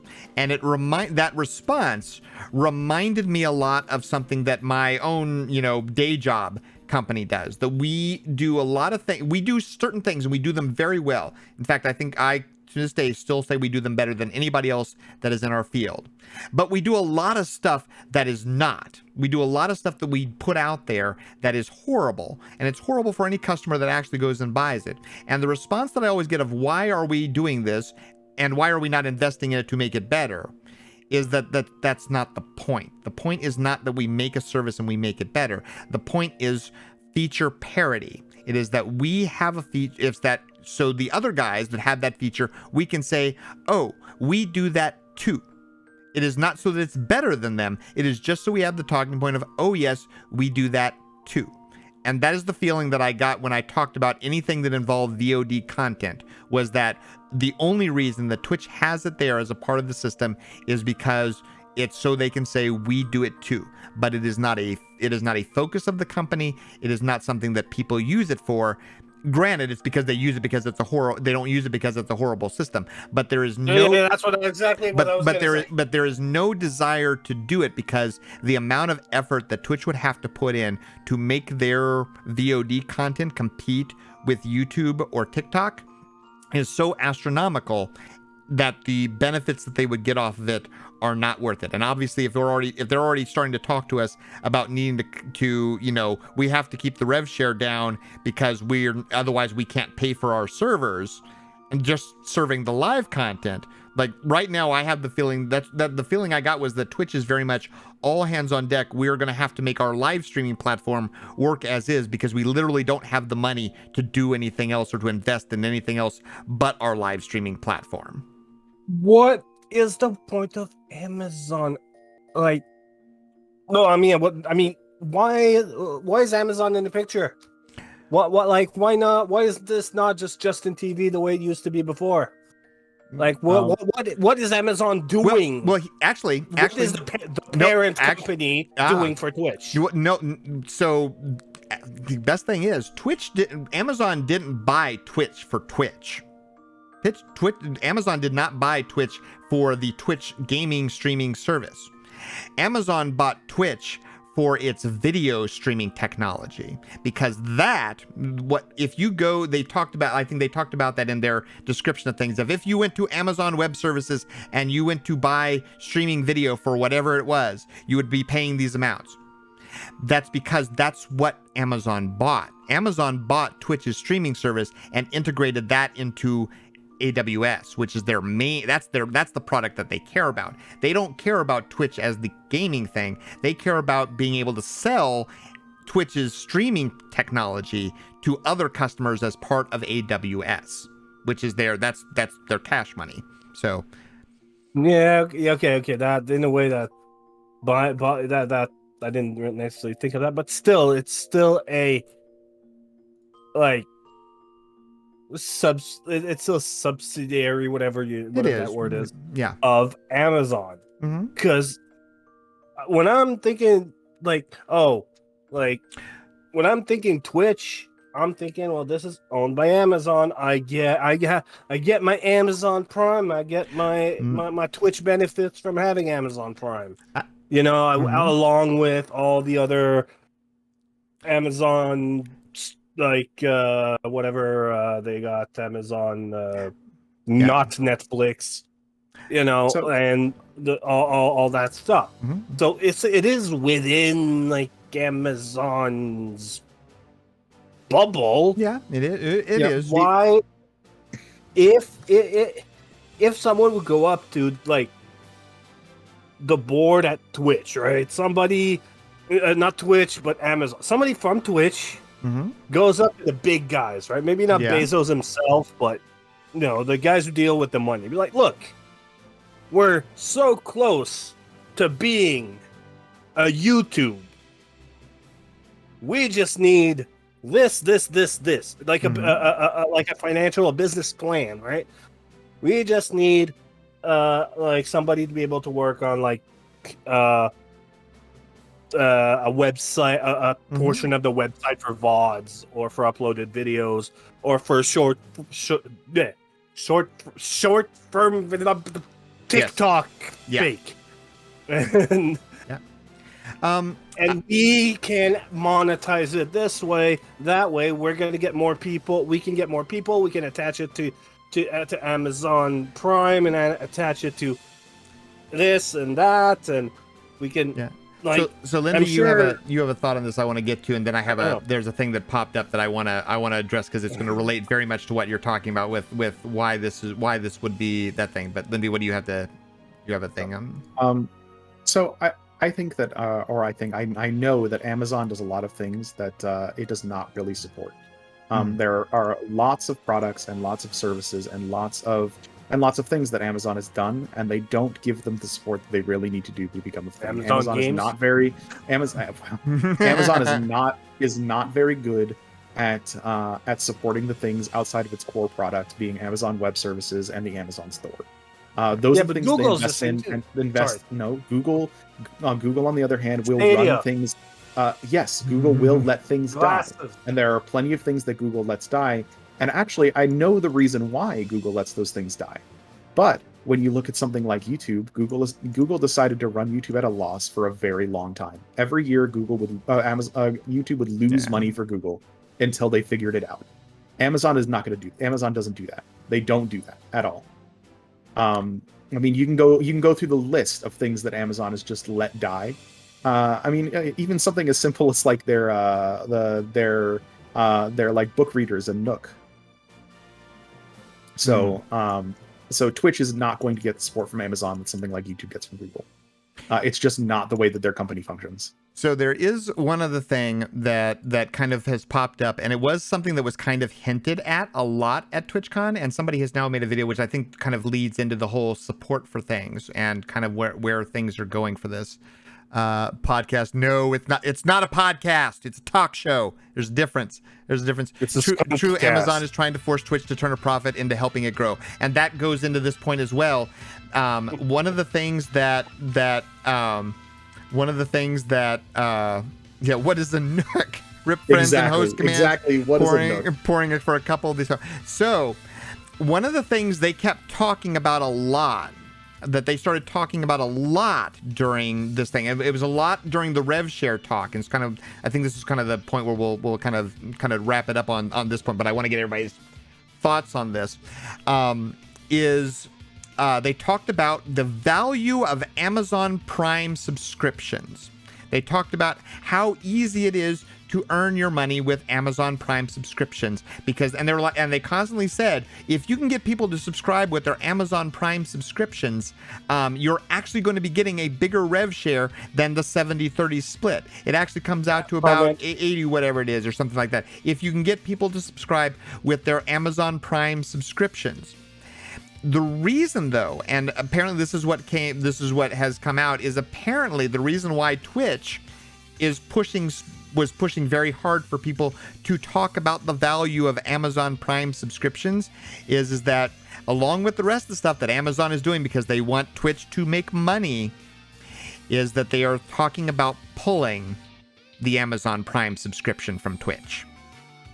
Because the Amazon Prime subscription costs Amazon a lot of money. That is a loss leader by far. But the idea behind it is it's everything else like on Twitch, what Twitch drops and all the Prime loot that happens. It is supposed to get people to buy Prime. That's the whole point of all those things. And Amazon is currently now looking at Twitch, to make money. And part of one of the biggest things that they could do right away that would turn the profits around on Twitch is if they just stopped giving everybody a free Prime sub. If everybody just, that was just not you can still get your loot or whatever it is for the promotional things, because that's paid for by all the companies that do that. They put those stuff in there to, promote their own products. But Prime is just something, it's just a cost leader to try and get people to sign up. And Amazon is currently in the process of saying, we don't know if that's worth it anymore. And that's one of the reasons why Twitch staff has been saying, remember the value of Prime is because they want again, it's the same thing like with the ads. They want the streamers to go back to their communities and sell Prime, because if all of a sudden Twitch can point to increase in Prime subscriptions because all the Twitch people are now hawking Prime and are getting their people to sign up for Prime, well, maybe all of a sudden Amazon doesn't look so badly on that or decides that that's a benefit that they don't want to get rid of. So what would you guys think about that if all of a sudden Amazon came up and said, nope, there's no longer a free Prime subscription with your Prime membership that's going away? Well, first of all, that would yeah, you go. Nope. Well, realistically, the reason why Amazon will eat the loss from Prime subs is because it is a way to get people into the rest of the Amazon ecosystem. If people are not going into the rest of the Amazon ecosystem, it doesn't matter how many Prime subs people use, they're not gonna keep it. Because that's realistically what it is. And if they don't see Twitch as an on-ramp onto the rest of Amazon, then they're not gonna give it the attention it needs. And so I don't think that, I mean, the Prime sub is great. Like, the Prime sub is great if you were already using Prime. I don't really think it's worth it to just buy Prime for a Prime sub. Like, if there's nothing else you're going to do, like, why are you getting Prime? And that's the problem. I think that's ultimately the problem. Okay, yeah, the thing I want to point out here is, from Amazon's point of view, remove free Prime subs, recoup the losses that the $2.50 per Prime sub on Twitch per, you know what I'm talking about. Like, they don't have to pay that $2.50 every time, so they start making more money. And guess what? Less people will be subscribed to other people. What does that mean? More ads. Yeah. More ads. Oh yeah. No. More ads. Oh, if there's one thing. Do you like ads? Yeah. If there's one thing I've learned about. Give you some advertisement. Yeah. If there's one thing I got from TwitchCon, it was basically not only are ads here to stay, but ads are going to become more and more part of the advertising pie because. And somebody said this nicely, is they're like, subscriptions that you are capped at $2.50. Amazon makes at most, the maximum value they make off of a subscription is $2.50. The maximum amount. What about other tiers? What about like tier 3s? That's still. It's still half. It's half of 50%. Yeah, it is 50% regardless of how much they do. So most subs are tier 1s, but you got to keep in mind there are two tier 2s and 3. Yep. Most subs are tier 1. But the thing, and let's be honest, most people do not subscribe at tier 2 or tier 3. Those are kind of rare gems. Yeah. Those are things that happen. But they're not enough to move the scale as far as Amazon is concerned or Twitch is concerned about profitability.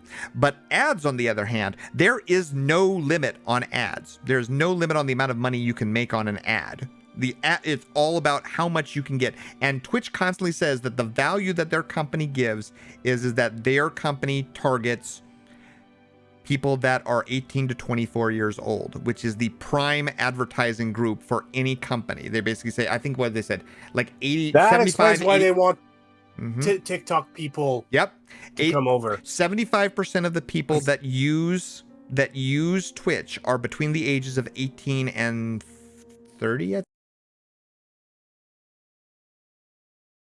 Stream came back. Nope. F. There go. No, it's my internet. It's my internet. There we go. Yeah. Okay. Yeah. I've had to turn my stream on. Something's going on with my internet. I have to talk to my ISP. Yeah, there's no more Linvalla only. There we go. You're back. Welcome back. There we go. Go. So this is an interesting thought.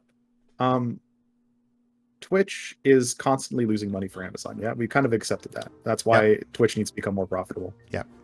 Twitch is built into the Amazon ecosystem with things like Prime subs, and they're wanting to remove that.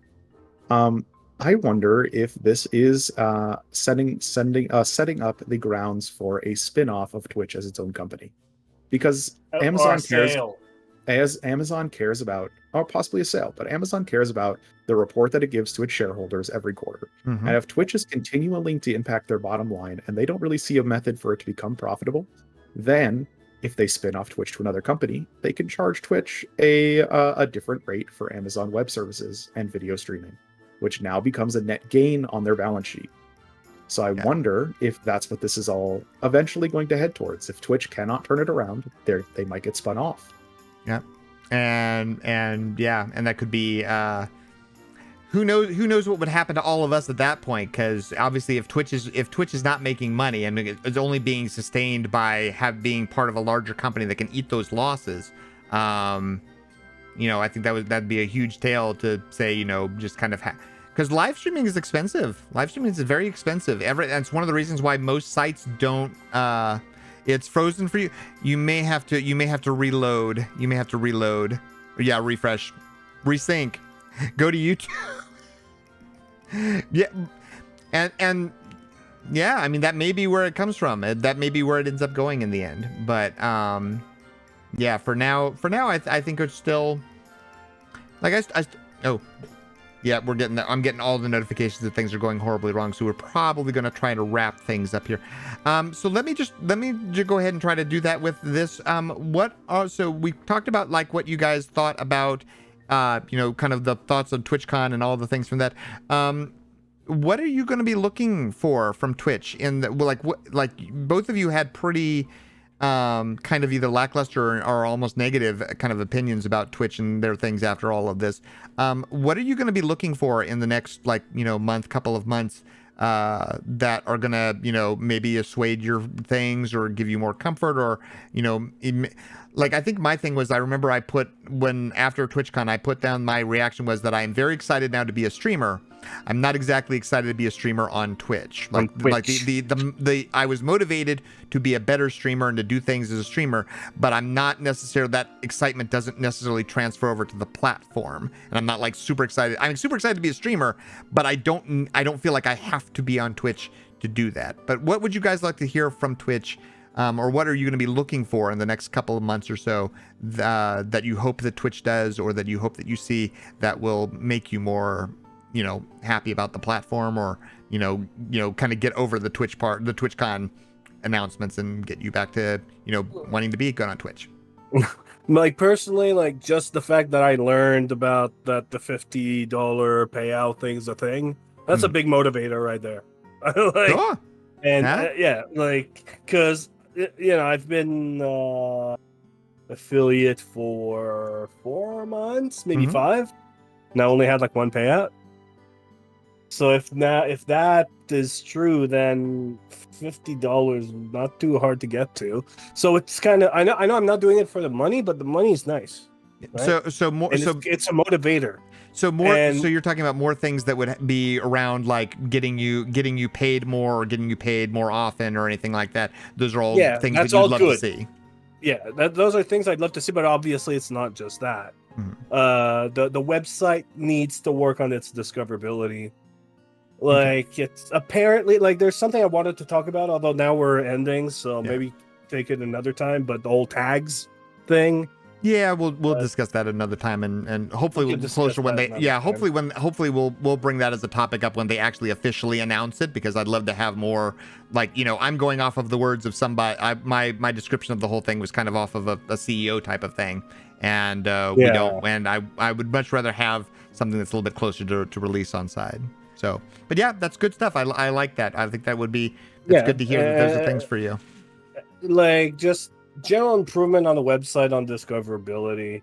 Yep. And that's really what I would like to see. Cool. Like mainly is that, and not having to depend on other websites. I opened up a TikTok like a couple of days ago. Huh? I'm getting good views. At least better than shorts. Better than I uploaded the same thing on YouTube Shorts. I'm getting better on TikTok than shorts, though I'm worried about the demographic that I'm hitting, because I don't want 13 to 17-year-olds necessarily to be the people that come on my stream. Fair. So Yeah, fair enough. But and now all of China knows I'm here. Yeah, the meme. There you go. Lindy, what about you? What would you want to see? I would like to see Twitch tightening up its shit. I think I would like to see a product launch or a feature launch that doesn't create a ton of internet backlash. I think Twitch needs a win. And if Twitch can deliver a win, like an unadulterated win, I think that would go a long way to reinstating my confidence in the ability that they can do something, and do something that is just positive. They need to not continuing to poorly launch features, to have features that they've announced get pulled immediately because there are issues with it, to launch features as a way to assuage people's problems with negative things that they're doing. They need to just have a tight and clean product, like feature launch. Mm-hmm. All right, so that's what you're gonna be looking for, is hoping that they do something in the next couple of months where they release something out and it's good. It's just I've been good. paying a lot of attention to the tags and shelves and the whole thing that you were talking about that they're doing. I'm going to see how this works, whether it's going to whether the rollout's going to be well, and if something they're pushing they can't put out successfully without issues, that tells me a lot about the way that the platform is going, or the quality of people, and the quality of the skill of the people that are working. Cool. Very cool. All right, guys, I think that is going to wrap it up, because obviously I think my internet has decided to say that the internet itself has decided to say we're done. So we're going to wrap it up there. If you guys like, welcome back. Time to. Welcome, yeah, Riven. yeah. Welcome. Riven gets here just in time to shut things down. No. So, Popata, where can we find you? You see what it says underneath my very, very animated picture? Mm-hmm. Twitch.tv/that. Same thing on the TikToks, I think. I don't really care. And YouTube's I kind of need to this is it. Twitch. There you go. There you go. You see the shout outs there from Linvalla. Yep. Linvy's a great mod. Yeah. That way. Click where it says twitch.tv/Popata the Potato. Then click on follow. I'm nearing 200 followers. Oh, so congrats! That Congrats! happens. That's awesome. Everybody, go and follow Popata. Make sure to help them get there. Help them get there as well. Linda, you want to go ahead and give yourself a shout out too? So, you all, if you like me, you like my voice, you want to hear more of me, you can all find me at twitch.tv/Linvalla_Witherbloom. I tend to stream on Tuesdays, Fridays, and Sundays around 7 p.m. Eastern time. A lot of it is Final Fantasy, but this month has kind of been extra things. And also, if you like this talk show format, please let us know. Yes, we're trying this out for a little bit, and if it seems to be a success, we'll keep doing it. And if there are any topics you want us to cover or anything like that, you can go to Kitasha's Discord, or you can join our other Discords, which we'll post in other places. Yep, there are all places that you can go. Any place that you can reach all of us, either on Twitch, Twitter, Discord, any of those places. We'd love your feedback. If you liked what you saw, then that'd be great. If you have additions or improvements or things you'd like to see more of, or if you don't want this in more, if you hated this and you're like, please don't waste our time with this ever again, then that's good feedback too. I love to hear all of it. I love doing this. Yep. So and if at least one of these two wants to keep going, I'm gonna keep going. And as always, we're kind of an open call. So if you have interest in doing this or being a panelist on this show, where we talk about kind of everything that goes along with Twitch, stuff that goes along with VTubing, just kind of whatever is in the news that is interesting to us or interesting to you, we're open for that. So please let us know. We're going to try and do this, at least for now, about once a month, and see how it goes from there. This show made me delay my thing that I well, good. So I must have been small dick lurking. I felt that. Yes, no. and please, you do not have to be a VTuber necessarily to want to participate or want to call in or things like that. We just happen to all be, and like I said, we'll talk about topics that are like that if they come up, because to me that's interesting, and that a lot of the people that are here are VTubers, but it is not in any means you are not welcome if you just use a face cam or if you don't use a cam at all. We are all interested in everybody's opinions and things.